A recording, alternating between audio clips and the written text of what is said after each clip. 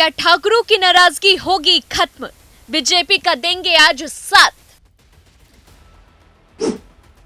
अब की बार किसकी सरकार? मुजफ्फरनगर की जनता के हाथ। मुजफ्फरनगर में फंसा बीजेपी का गेम क्या हो जाएगा पास? बालियान के लिए मुश्किल हुआ चुनाव, सपा और बसपा की राह होगी आसान। लोकसभा चुनाव के पहले राउंड में पश्चिम उत्तर प्रदेश की भी 8 सीटों पर आज मतदान हो रहा है और इन सीटों में भी सबसे ज्यादा खास मुजफ्फरनगर की सीट मानी जा रही है। चौधरी चरण सिंह के परिवार से कनेक्शन, जाट समाज की बहुलता के चलते इसे हॉट सीट माना जाता रहा है।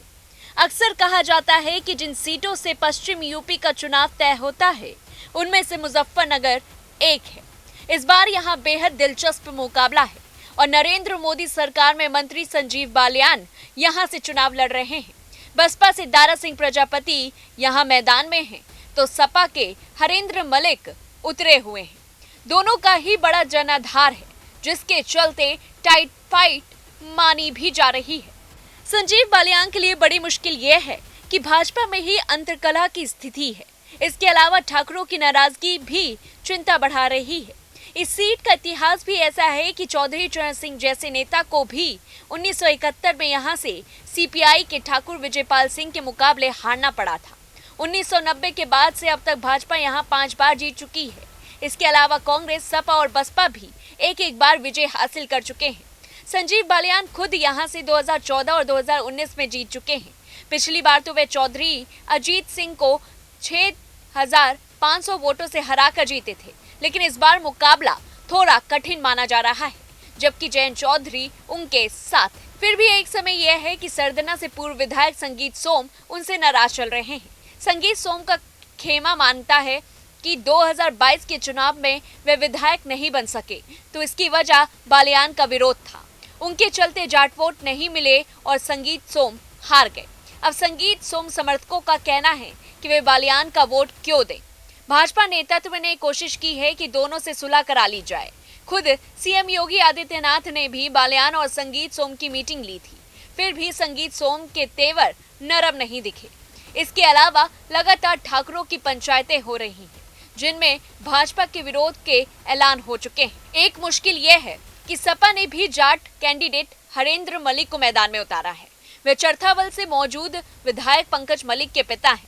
वे भी जाट वोटरों के एक बड़े हिस्से में सेंध लगाते दिख रहे हैं। दरअसल जाटों की 2 बड़ी खाप है। एक है बालियान खाप, जिससे संजीव बालियान का ताल्लुक है, तो वहीं हरेंद्र मलिक गठवाला खाप का समर्थन पा रहे हैं। ऐसे में जाटों के वोटों में बंटवारे से स्थिति फंसती दिख रही है। फिर सरदना विधानसभा समेत पूरी लोकसभा में ही प्रभावी ठाकुर लगातार बॉयकॉट की बात कर रहे हैं। यह संकेत संजीव बालियान के लिए गहरा है। भाजपा के लिए कई सीटों पर बसपा की ओर से सपा समीकरण बिगाड़ना एक उम्मीद हुआ करता था, लेकिन इस बार बसपा का कैंडिडेट भाजपा को ही नुकसान पहुंचाता दिख रहा है। इसकी वजह यह है कि ओबीसी वोटरों का एक बड़ा वर्ग भाजपा को वोट देता रहा है, लेकिन बसपा ने दारा सिंह प्रजापति को उतारा है, जिनके साथ उनका समाज डट कर खड़ा दिखता है। यहाँ प्रजापति समाज की आबादी 1.25 लाख के करीब है।